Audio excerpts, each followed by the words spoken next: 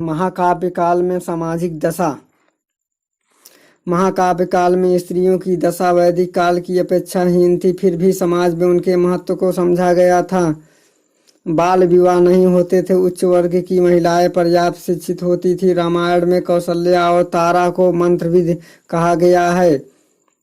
आत्रेयी वेदांत का अध्ययन करती हुई सीता संध्या करती हुई दिखाई गई है। महाभारत में द्रौपदी को पंडिता कहा गया है। वह युधिष्ठिर तथा भीष्म से धर्म एवं नैतिक के ऊपर वार्तालाप करती है।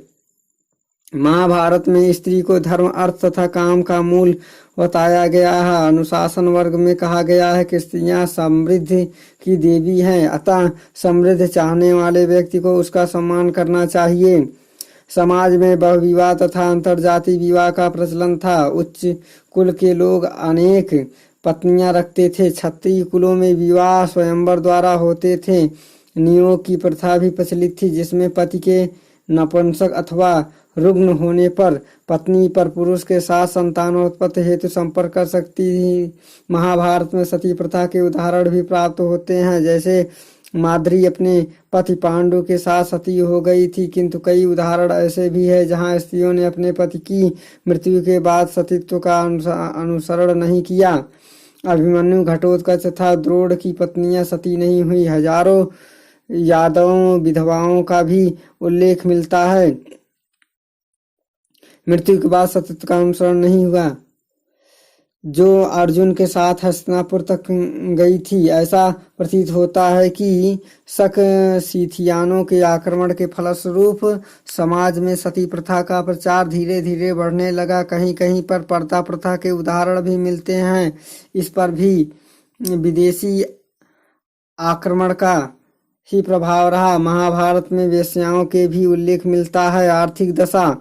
महाकाव्यों के काल में भी कृषि तथा पशुपालन आर्थिक जीवन के मुख्य आधार थे। हलों तथा कृषि होती थी, जिन्हें बैलों की सहायता से खींचा जाता था। महाभारत में राजा जनक को तथा महाभारत में युधिष्ठिर को हल चलाते हुए दिखाया गया। इसमें कृषि की महत्ता प्रतिपादित होती है। सिंचाई के लिए लोगों को अधिकतर वर्षा पर ही निर्भर करना पड़ता था। सिंचाई के लिए कुलियाओं, छोटी नगरों का भी उल्लेख मिलता है। राज्य कृषि की उन्नति की ओर विशेष ध्यान देना था।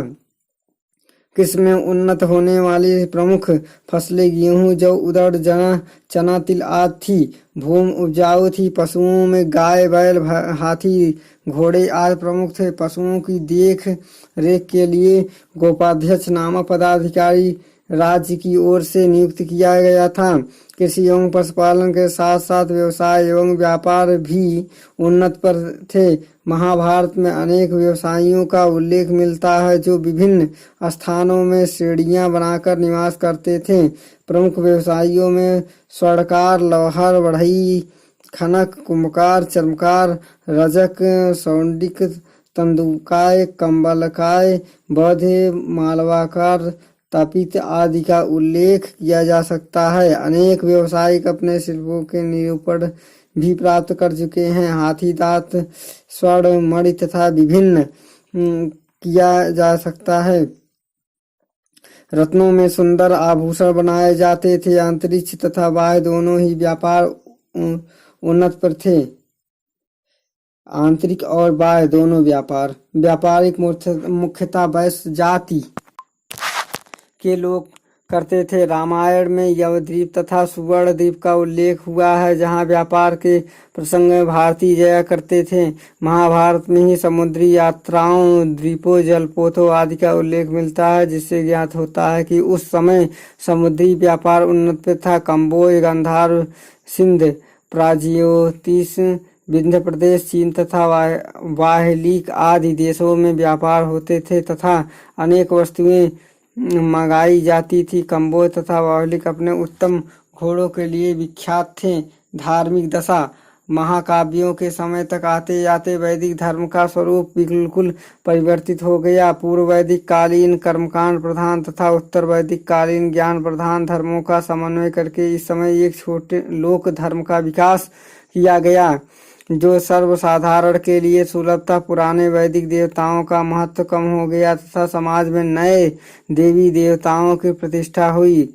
उनमें ब्रह्मा, विष्णु, शिव, गणेश, पार्वती, दुर्गा आदि के नाम उल्लेखनीय है। ब्रह्मा, विष्णु तथा महेश शिव को त्रिमूर्ति कहा गया है तथा उन्हें क्रमशः सृष्टि का कर्ता, धर्ता एवं संहारता स्वीकार किया गया है। शीघ्र ही ब्रह्मा का अस्तित्व समाप्त हो गया तथा शिव और विष्णु महाकाव्य कालीन धर्म के प्रमुख देवता रह गए। धर्म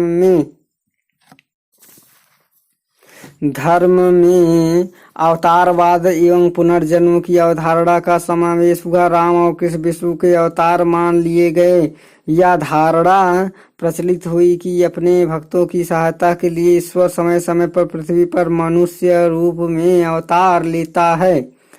वह धर्म की स्थापना करता है, सज्जनों की रक्षा करता है तथा दुष्टों का विनाश करता है। महाकाव्य ने सामान्य जनता के समक्ष मोक्ष प्राप्ति का एक सरल उपाय प्रस्तुत किया है।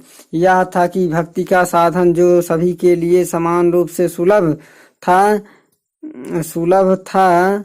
ईश्वर भक्ति से प्रसन्न होकर उपासक को सभी पापों से मुक्ति कर अपनी शरण में ले लेता है। महाभारत में पंचरात्र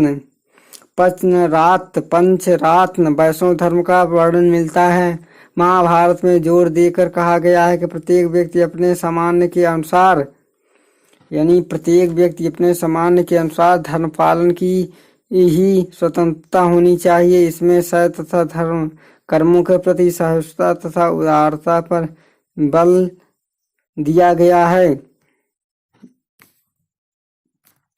भगवद गीता महाभारत में भीष्म पर्व का अंश है। इसमें कर्म, भक्ति तथा ज्ञान इन दोनों का ही सुंदर समन्वय मिलता है। गीता में कर्म की महत्ता प्रतिपादित की गई है। शक्ति का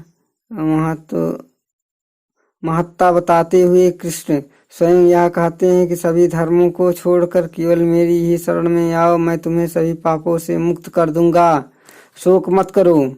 रामायण तथा महाभारत में अनेक वैदिक यज्ञों का उल्लेख मिलता है, परंतु यज्ञों में होने वाले हिंसा का विरोध किया गया है। यज्ञ को इस समय मुख्यतः चित्त शुद्धि का एक साधन मात्र स्वीकार किया गया है। इसके अतिरिक्त महाकाव्यों में सत्य, अहिंसा, सदाचार, तप, त्याग आदि के पालन का भी उपदेश दिया गया है। महाकाव्यों का मुख्य उद्देश्य समाज में सत्य और न्याय की प्रतिष्ठा करना था। विभिन्न कथाओं तथा चरित्रों के माध्यम से असत्य पर सत्य तथा असत्य पर न्याय की विजय प्रदर्शित की गई है। रामायण में रामचरितमानस का विशेष बल दिया गया है तथा कहा गया है कि यह चरित्र ही है जो मनुष्य को देवता की कोटि में पहुंचा देता है। महाकाव्यों द्वारा प्रतिपादित आदर्श प्रत्येक युग के लिए अनुकरणीय है।